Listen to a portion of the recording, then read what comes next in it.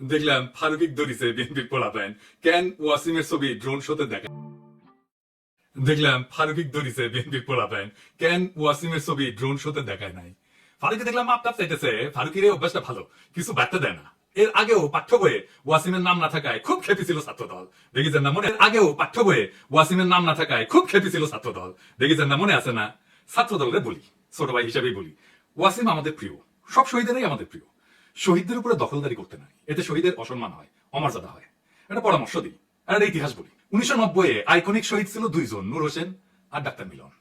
Doctor মিলনের হত্যাকাণ্ড এরশাদের পতনকে 1990-এ আইকনিক শহীদ ছিল দুইজন, নূর হোসেন আর ডাক্তার মিলন। ডাক্তার মিলনের হত্যাকাণ্ড এরশাদের পতনকে ত্বরান্বিত করে। উনি জাসদ করতেন, আমরা জানতাম। উনি বিএমএর নেতা, ডাক্তারদের নেতা, এটা সারা দেশে পরিচয় ছিল। ঢাকা মেডিকেল কলেজের টিচার ছিল। এখন এরশাদের পতনের পরে জাসদের মনে হইলো এটার পয়েন্ট নিতে হবে যে ডাক্তার মিলন জাসদ করতো। সারা দেশ পোস্টারে ভরায় দিল জাসদ নেতা ডাক্তার মিলন বলে। মানুষজন পছন্দ করবো না। উনি ডাক্তারদের নেতা, ঢাকা মেডিকেল কলেজের শিক্ষক, 90-এর শহীদ, এই পরিচয়টা ঢাকা দিতে চাইলো জাসদ পরিচয় দিয়া। কি ফল হইলো? নূর হোসেন যুবলীগের কর্মী ছিল, তার নাম সবাই জানে। ডাক্তার মিলনের নাম আজকে কয়জন জানে? এইভাবেই দলের স্বার্থ খাইয়া ফেলে শহীদের অমরত্বকে। ওয়াসিম শুধু না, সব শহীদের নামই টিকে থাকবে। যদি ছাত্রদল আদি হইল, নূর হোসেন যুবলীগের কর্মী ছিল, তার নাম সবাই জানে। ডাক্তার মিলনের নাম আজকে কয়জন জানে? এইভাবেই দলের স্বার্থ খাইয়া ফেলে শহীদের অমরত্বকে। ওয়াসিম শুধু না, সব শহীদের নামই টিকে থাকবে। যদি ছাত্রদল আধিক্ষেতা না করে। শহীদদের মধ্যে শিবিরের ছেলে নাই, অবশ্যই আছে, ওরা তো আধিক্ষেতা করতেছে না। একমাত্র ওয়াসিমকে নিয়ে আধিক্ষেতা করতেছে ছাত্রদল। যখন মানুষ দেখবে যারা জোর করতেছে তো আমার উপরে, তখনই মানুষ মুখ ফিরায় নেবে। এভাবে হয় না আসলে। একমাত্র ওয়াসিমকে নিয়ে আধিক্ষেতা করতেছে ছাত্রদল। যখন মানুষ দেখবে যারা জোর করতেছে তো আমার উপরে, তখনই মানুষ মুখ ফিরায় নেবে। এভাবে হয় না আসলে। ওয়াসিমের নাম না আসলে কোথাও যেভাবে ছাত্রদল ঝাঁপায় করতেছে তার উপরে, তাদের কিছু কথা বলতেই হয়। আপনাদের কি আদৌ কোনো নৈতিক অধিকার আছে কারো সমালোচনা করার ওয়াসিমের নাম না নেওয়ার জন্য? না, নাই। নাই, আপনাদের নৈতিক অধিকার নাই। আপনাদের দলেরও কোনো নৈতিক অধিকার নাই কারো সমালোচনা করার। জি, ঠিকই শুনতেছেন। আপনাদের বিএনপির কারো নৈতিক অধিকার নাই কেন ওয়াসিমের নাম নেওয়া হইল না এটা বলার। প্রমাণ চান?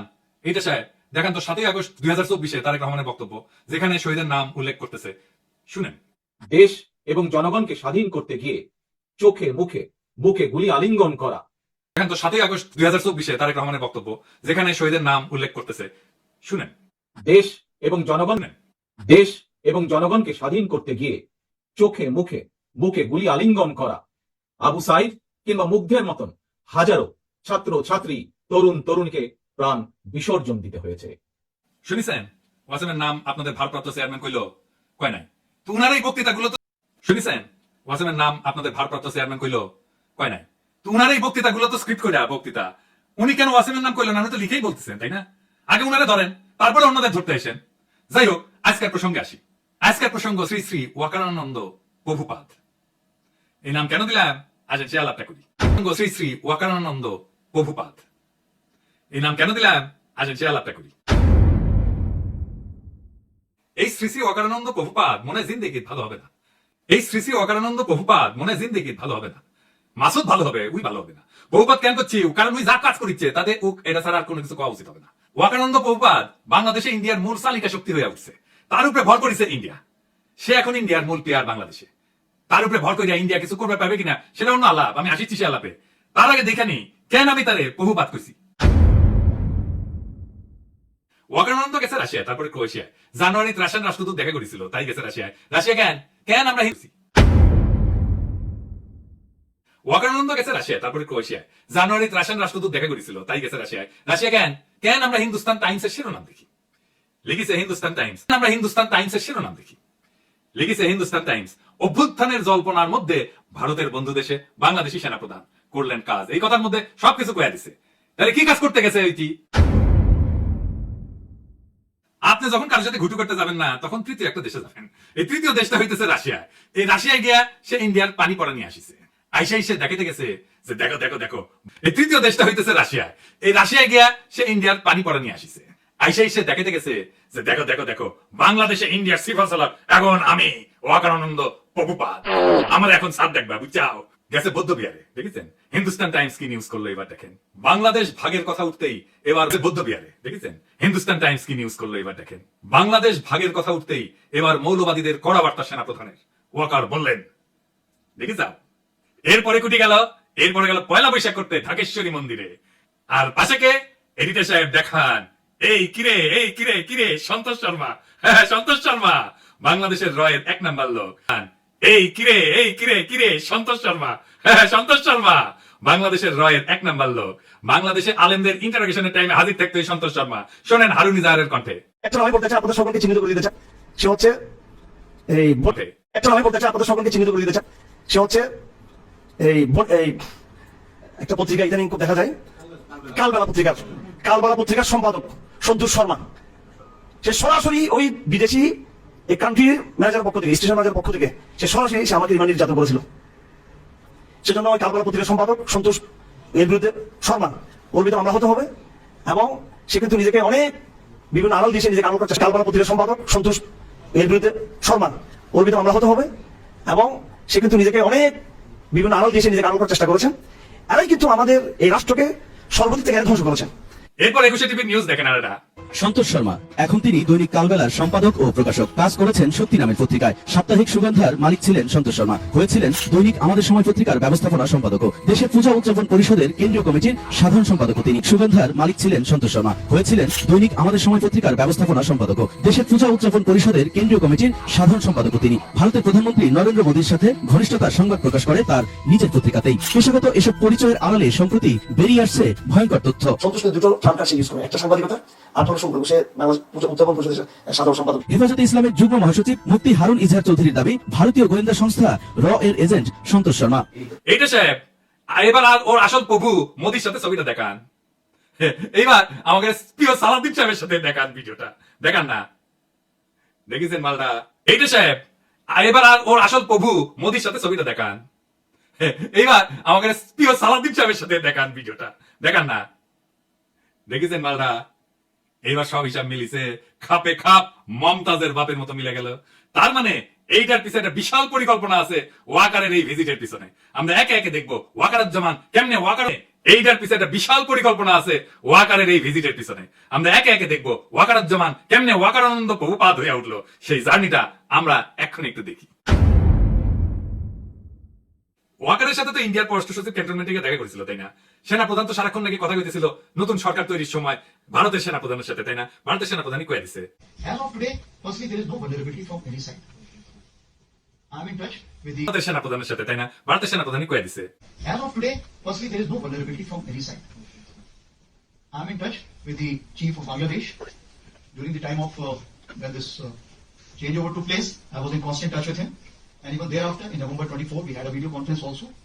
When we talk about the relationship we should talk about when there is an elected government. So as of now, the relationship is with the military is well and perfect. তারপর আয়নাগর ভিজিটে বাধা দিছে, তাই না? 600-র বেশি আওয়ামী লীগ দাগীদেরকে ক্যান্টনমেন্টে আশ্রয় দিছে, তারপর পলায় যেতে সাহায্য করছে। লেফটেন্যান্ট জেনারেল মুজিবকে ক্যান্টনমেন্টে অন্তরীণ অবস্থায় পলায় যেতে সাহায্য করছে। বিডিআর হত্যাকাণ্ডের বিচার আর করা যাবে না কইছে না? এই বর্বরতা কোনো সেনা সদস্য করেনি, সম্পূর্ণটাই তদানীন্তন বিজেপি সদস্য দ্বারা সংঘটিত। Full stop. এখানে কোনো ইফ এবং বাট নাই। আয়নাগরের সব এভিডেন্স নষ্ট করেছে ক্যান্টনমেন্টের মধ্যে, রাজনৈতিক দলগুলোর ডেকে নিয়ে ঘুটু করেছে, তারপর আঙ্গুল উঁচায় শশাইতে গেছে। এই বর্বরতা কোনো সেনা সদস্য করেনি, সম্পূর্ণটাই তদানীন্তন বিজেপি সদস্য দ্বারা সংঘটিত। Full stop. এখানে কোনো ইফ এবং বাট নাই। আয়নাগরের সব এভিডেন্স নষ্ট করেছে ক্যান্টনমেন্টের মধ্যে, রাজনৈতিক দলগুলোর ডেকে নিয়ে ঘুটু করেছে, তারপর আঙ্গুল উঁচায় শশাইতে গেছে, সারা দেশের মানুষের ঠাপ খেয়ে টানছে। হাসনাতরাও ধরতে গেছিল, পাবলিকের দিছে ঠাপ, হুটিছে পিছে। তারপর শহীদ পরিবারের সাথে নাটক করেছে, পন্দের আলোতে কলাম লেখাইছে, ছাত্র সৈনিকের ঐক্য যেন ফাটল না ধরে। সৈনিক মানে সাধারণ সৈনিক না, কিন্তু সৈনিক মানে ওয়াকার। তারপরে সার্জিসটা ম্যানেজ করেছে ওয়াকার, তারে দিয়ে বিবৃতি দেওয়া হয়েছে। তাই সার্জিসের নিয়ে একটা কথা কওয়া দরকার। অনেকেই কইছে আমি কিছু কই নাই, আমি একটু কই আর কি।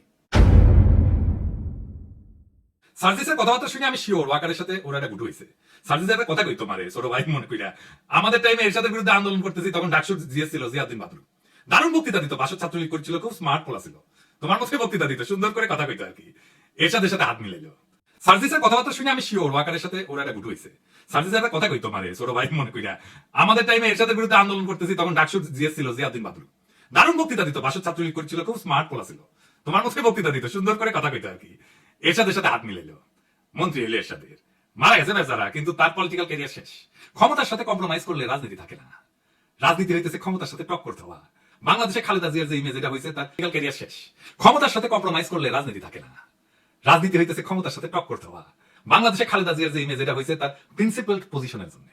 হাসিনার যে খাইস্টা ইমেজ, তার কম্প্রোমাইজের জন্য। জিয়াউদ্দিন বাবলু তো আমারও নেতা ছিল, আমি তো তখন মফস্বলের ছোট নেতা। আর জিয়াউদ্দিন বাবলুকে কেউ চিনে? ওই সময়ের কত নেতা আছে না, কত নেতা ছিল। তো আমার যেটুকু পরিচিতি হয়েছে সেটুকু পরিচিতি তো তাদের নাই। অথচ আমি তো তখন মফস্বলে কর্মী ছিলাম, তাই না? রাজনীতি একটা অনেক লম্বা পথ। এইখানে এই বয়সে কম্প্রোমাইজ করে ফেললে হয়তো এমপি হবা দুই একবার, তারও বেশি হইতে পারো, মন্ত্রী হয়তো হবা, তারপর জিয়াউদ্দিন বাবলু হয়ে যাবে।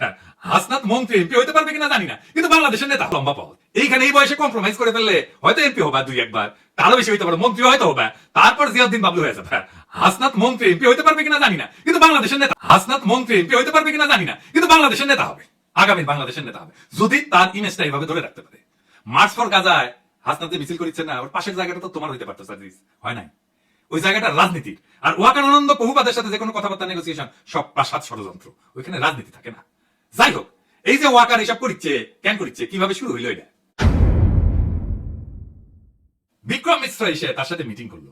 আসছিল বিক্রম মিশ্র বাংলাদেশে, তারপরে হাওয়া, ওর খোঁজ পাওয়া যাচ্ছে না কয়েক ঘন্টা। তারপরে দেখা গেল ওয়াকারের সাথে মিটিং করেছে, এবং এই মিটিং কোন শিডিউলে করা মিটিং না, কোন আগে থেকে ঠিক করা মিটিং না, হুট করে মিটিংটা কইরা চলে গেল। তারপরে খালেদা জিয়ার সাথে দেখা করলো ওয়াকার। এটাই হইতেছে মূল খেলা ঘোরানোর ইভেন্ট। এইখানে ওয়াকার, বিএনপি আর ইন্ডিয়া তিনজন এক লাইনে আসে। ওয়াকার হইয়া ওঠে বাংলাদেশে ইন্ডিয়ার পিভট, মানে সাইকেলের চাকা দেখেছেন না তো, সাইকেলের চাকা স্পোক গুলা যে লেগে থাকে যে মাঝখানে, ওই যে ইয়ে চলে গেল। তারপরে খালেদা জিয়ার সাথে দেখা করলো ওয়াকার। এটাই হইতেছে মূল খেলা ঘোরানোর ইভেন্ট। এইখানে ওয়াকার, বিএনপি আর ইন্ডিয়া তিনজন এক লাইনে আসে। ওয়াকার হইয়া ওঠে বাংলাদেশে ইন্ডিয়ার পিভট, মানে সাইকেলের চাকা দেখেছেন না তো, সাইকেলের চাকা স্পোক গুলা যে লেগে থাকে যে মাঝখানে, ওই যে ইয়ের কাছে, ওই গোলিয়ার কাছে, ওটাই হইতেছে পিভট, বুঝাও তো। বিএনপি তো এইটা পিভট হয়ে উঠছে ওয়াকার। বিএনপি 72 সংবিধান, মুক্তিযুদ্ধের চেতনার, অসাম্প্রদায়িকতার, আওয়ামী লীগ ন্যারেটিভ গুলো বলতে শুরু করছে না তারপর থেকে। তারপরে ওয়াকারের পৌরুষ জায়গা ওঠে, সে আরপিএস ওয়াকার। বিএনপি 72 সংবিধান, মুক্তিযুদ্ধের চেতনার, অসাম্প্রদায়িকতার, আওয়ামী লীগ ন্যারেটিভ গুলো বলতে শুরু করছে না তারপর থেকে। তারপরে ওয়াকারের পৌরুষ জায়গা ওঠে, সে আরপিএস হইতেছে রাওয়া ক্লাবে আঙ্গুল উঁচায় দাবরানি দেওয়ার চেষ্টা করে। ওই দাবরানি আমি একা দাঁড়ায় চ্যালেঞ্জ করেছিলাম। আমি বলেছিলাম, ওই আঙ্গুল আমরা চিনি, নামায় কথা বলো ওয়াকার। তারপরে তো হাসনাতের ঘটনা ঘটলো। আমরা যখন পাল্টা দাবরানি দিলাম, তখন তারেক রহমান ওয়াকারের পিছে দাঁড়াইলো, বললো সেনাবাহিনীকে বিতর্কিত করার চেষ্টা হচ্ছে। তারপরে তো হাসনাতের ঘটনা ঘটলো। আমরা যখন পাল্টা দাবরানি দিলাম, তখন তারেক রহমান ওয়াকারের পিছে দাঁড়াইলো, বললো সেনাবাহিনীকে বিতর্কিত করার চেষ্টা হচ্ছে।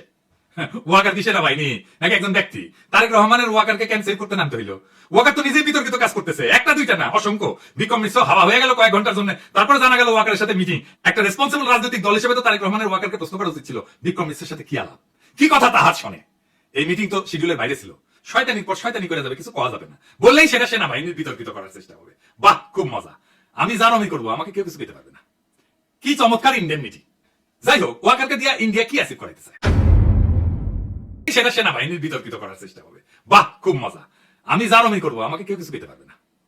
কি চমৎকার ইন্ডেমনিটি। যাই হোক, ওয়াকারকে দিয়া ইন্ডিয়া কি অ্যাচিভ করাইতে চায়। প্রথম, হাসিনার বিচার যেন বন্ধ করতে পারে। 2 নাম্বার, আওয়ামী লীগকে যেন নির্বাচন করতে দেওয়া হয়, সেজন্য ওয়াকার ইনক্লুসিভ নির্বাচনের কথা কয়। 3 নাম্বার, আওয়ামী লীগ যেন পুনর্বাসিত হয়। এই জন্য ওয়াকার যত নড়াচড়া করবে, ততই রাজপথে আওয়ামী লীগের মিছিল বেরোবে, বড় হইতে থাকবে এই মিছিল। এর ওর বাসায় যায় আগুন দিবে। আর ফাইনালি আওয়ামী লীগকে যদি ফেরানো নাই যায়, তাইলে আওয়ামী লীগ ইন্ডিয়ার হইয়া যে রোলটা প্লে করেছিল, সেটা যেন বিএনপি করে। আবার যেন ইন্ডিয়ান রাজত্ব কায়েম হয় বাংলাদেশে। তো ওয়াকারকে দিয়া কি আবার রাজত্ব কায়েম করতে পারবে ইন্ডিয়া? স্বপ্নে পারতে পারে, স্বপ্নে তো কত কিছু খাওয়া যায়। 1/11 আমেরিকা কু করাইছিল না, তারপরে বাংলাদেশকে কায়েম হয় বাংলাদেশে। তো ওয়াকারকে দিয়া কি আবার রাজত্ব কায়েম করতে পারবে ইন্ডিয়া? স্বপ্নে পারতে পারে, স্বপ্নে তো কত কিছু খাওয়া যায়। 1/11 আমেরিকা কু করাইছিল না, তারপরে বাংলাদেশকে তুলে দিয়েছিল ইন্ডিয়ার হাতে। ইন্ডিয়ার নিজের একার কিন্তু হ্যাডম হয় নাই বাংলাদেশের উপরে দখলদারি কায়েম করার। ইন্ডিয়ার বাপেরও সাধ্য নাই বাংলাদেশে আবার দখলদারি কায়েম করে, বরং ওয়াকার, বিএনপি আর ইন্ডিয়ার এই অসায়ন করার। ইন্ডিয়ার বাপেরও সাধ্য নাই বাংলাদেশে আবার দখলদারি কায়েম করে, বরং ওয়াকার, বিএনপি আর ইন্ডিয়ার এই অশুভ মৈত্রী পরাজিত হবে। এটাই ইতিহাসের নিয়তি। বাংলাদেশে এক গুরুত্বপূর্ণ সন্ধিক্ষণে দাঁড়াচ্ছে। জুলাই বিপ্লবের পর প্রফেসর ইউনূস যে সরকার পরিচালনার দায়িত্ব দেওয়া হয়েছে, তা শুধু নির্বাচন, প্রফেসর ইউনূস যে সরকার পরিচালনার দায়িত্ব দেওয়া হয়েছে, তা শুধু নির্বাচন আয়োজনের জন্য না, বরং দীর্ঘদিনের দুর্নীতিগ্রস্ত রাজনৈতিক এবং প্রশাসনিক কাঠামো সংস্কারের জন্য। টাইম ম্যাগাজিন তার দুনিয়ার সবচাইতে প্রভাবশালী ব্যক্তিত্ব বলে স্বীকৃতি দিছে। এই মানুষটার লিডারশিপে আমরা সমস্ত ষড়যন্ত্রের জাল ছিন্ন করে আগায় যাব। এই সময়টা একটা বিরল সুযোগ আমাদের রাষ্ট্রকে পুনর্গঠন করার। কিন্তু এই রাজনৈতিক দলগুলা প্রয়োজনে সময় দিচ্ছে না, সাহায্য করতেছে না, তড়িঘড়ি করে নির্বাচন নির্বাচন নির্বাচন কইরা মাথা খারাপ করে দিছে। এই তড়িঘড়ি নির্বাচন করলে নির্বাচন নির্বাচন নির্বাচন কইরা মাথা খারাপ করে দিছে। এই তড়িঘড়ির নির্বাচন করলে আগের যে সিস্টেম ছিল সেটাই থাকবে, কিছুই বদলাবে না। আবার ফিরে আসবে সেই ফ্যাসিবাদ, আবার ফিরে আসবে সেই স্বৈরাচার। বারবার দেখতেছেন না, বারবার রক্ত দেওয়া লাগতেছে, বারবার লড়াই সংগ্রাম করতে হচ্ছে, ওই একই জিনিস আবারও থাকবে যদি আমরা এবার কিছু করতে না পারি। তাই এখন এই সিস্টেমে ব্যবস্থা পরিবর্তনের সময় শুধু নেতৃত্বের পরিবর্তন না। ইতিহাসের প্রত্যেকটা বাঁকে আমরা দেখছি যখন দেশপ্রেমিক জনতা একত্র হয় তখন কোনো ষড়যন্ত্রই টেকে না, কোনো চক্রান্তই সফল হয় না। ওয়াকার, বিএনপি বা ইন্ডিয়া যেই হোক, যদি তারা জাতির স্বপ্ন, শহীদের আত্মত্যাগ আর জনগণের আশা আকাঙ্ক্ষার সাথে সংঘাতে আসে, তাহলে ইতিহাস তাদের জায়গা করে দেবে ব্যর্থতা আর তিরস্কারের পাতায়। সামনে অন্ধকার আছে, কিন্তু আলোক আছেই। প্রয়োজন শুধু দিক ঠিক করা আর পা বাড়ানো। আমরা অবিচলভাবে সেই পথে আগায় যাব। কেউ আমাদের রুখতে পারবে না। নতুন বাংলাদেশ আমরা গড়বই। দ্বিতীয় স্বাধীনতাকে আমরা পরাজিত হতে দেব না। ইনকিলাব জিন্দাবাদ।